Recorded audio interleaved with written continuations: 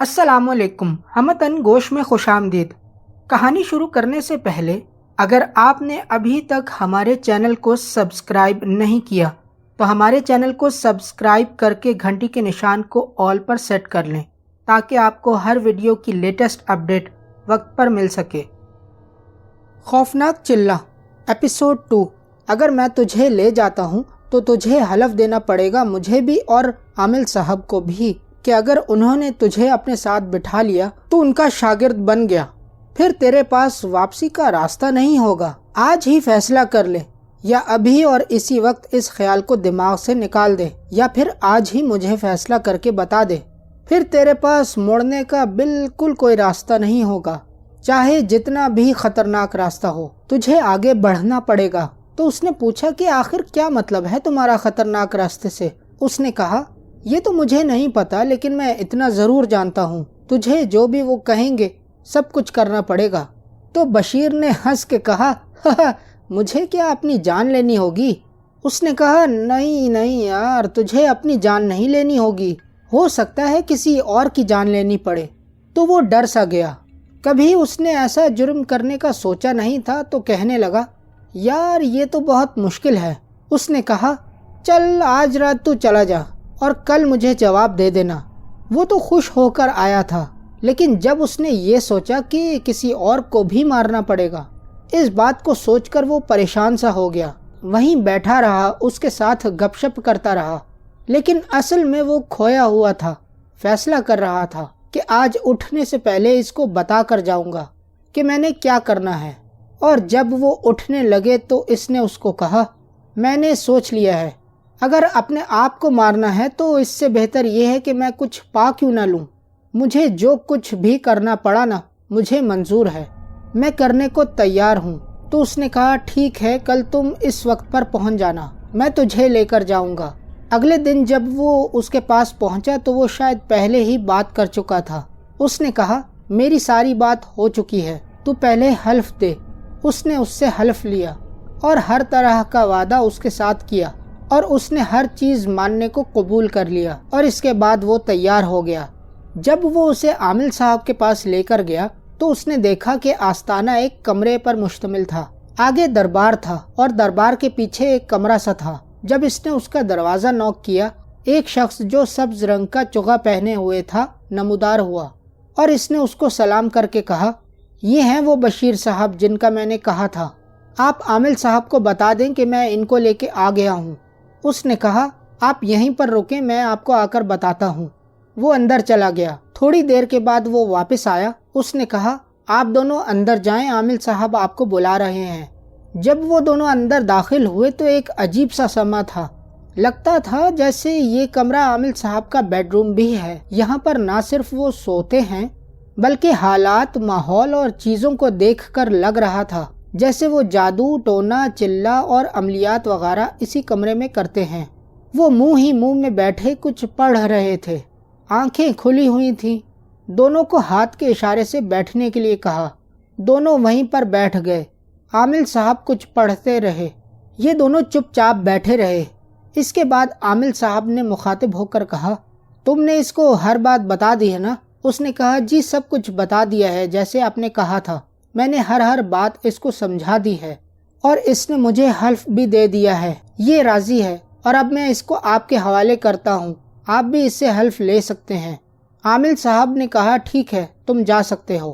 وہ دوست اور سبز چوغے والا بندہ جو اس کے ساتھ آیا تھا، دونوں نے عامل صاحب کو سلام کیا اور چلتے بنے۔ اب کمرے میں عامل صاحب اور بشیر بیٹھے تھے، وہ چوکڑی مار کر بیٹھے تھے۔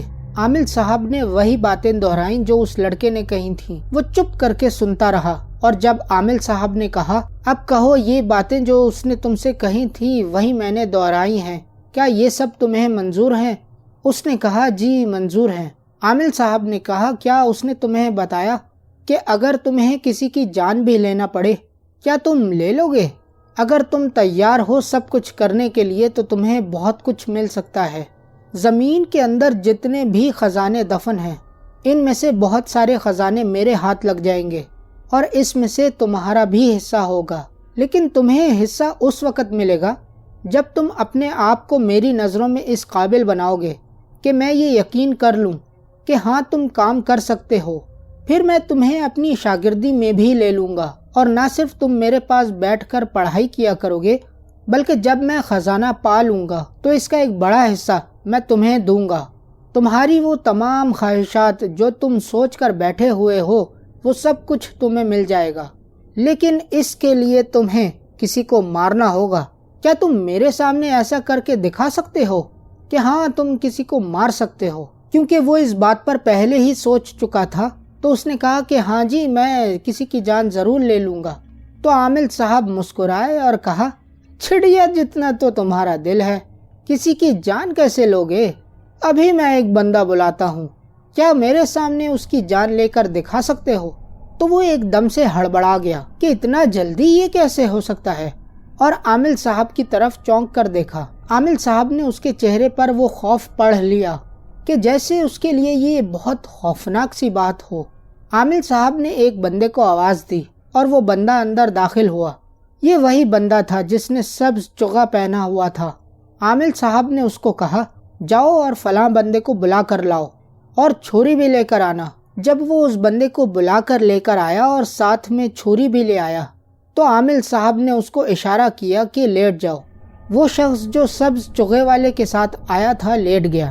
چھری بشیر کے ہاتھ میں دے دی گئی اور عامل صاحب نے کہا، اب میں پڑھائی کرنے لگا ہوں، اور جیسے ہی میری پڑھائی ختم ہو تم نے یہ چھری اٹھا کر اس کی گردن پر رکھنی ہے اور اس کے بعد اس کی گردن کو کاٹ دینا ہے۔ اس کے ہاتھ بری طرح کانپ رہے تھے، وہ بہت گھبرایا ہوا تھا اور عامل صاحب مسلسل اسے دیکھ رہے تھے۔ لکڑی کی بنی ہوئی چھری جو اس کے ہاتھ میں تھی آگے سے لوہے کی تھی۔ کتنی تیز دار تھی یہ بات اس کو معلوم نہ تھی، سوائے اس کے کہ اس نے ایک ہاتھ میں چھری پکڑی ہوئی تھی۔ عامل صاحب پڑھتے رہے، اس کو جس طرح سمجھایا تھا، اور اچانک اتنا جلدی سب کچھ ہو رہا تھا کہ اس کو بھی سمجھ نہیں آ رہی تھی۔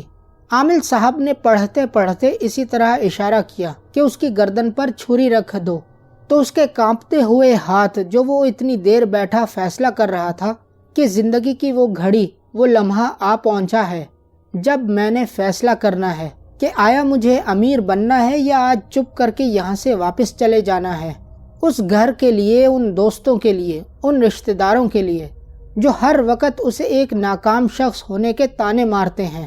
یہ ایسے فیصلے کی گھڑی تھی کہ اس نے ناکام ہونا ہے یا آج زندگی کے خزانوں کو، زندگی کی عیاشیوں کو، اپنے خوابوں کو پا لینا ہے۔ اور جتنی دیر میں بندے کو بلا کر لایا گیا اور اس کے بعد وہ زمین پر لیٹا، اس کے ہاتھ میں چھری دی گئی، تب تک وہ کچھ نہ کچھ فیصلہ کر چکا تھا۔ لیکن جب عامل صاحب نے کہا، ابھی میں کہوں گا اور تم نے کرنا ہے، یہ تھا آخری پل، اور یہ بہت خوفناک عمل تھا۔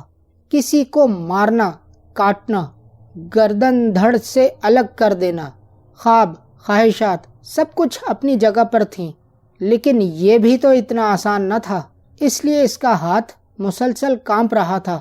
عامل صاحب مسلسل اسے ہی دیکھ رہے تھے اور سبز چوغے والا بندہ اس کے پیچھے کھڑا تھا۔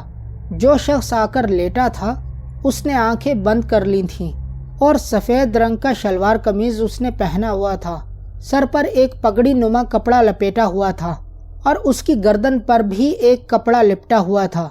عامل صاحب نے جب اشارہ کیا تو اس کے کانپتے ہاتھ کانپتے کانپتے آخر کار اس کی گردن تک پہنچ ہی گئے، اور جب اس کی گردن تک ہاتھ پہنچ گئے تو اب وہ لمحہ تھا جب عامل صاحب نے پڑھنے کے دوران پھر اسے اشارہ کرنا تھا، اس طرح کہ اب چھری چلا دو۔ اس کے دل کی دھڑکن بہت تیز ہو رہی تھی، اس کا پورا جسم کانپ رہا تھا، اس کو پسینے سے بھی آ رہے تھے۔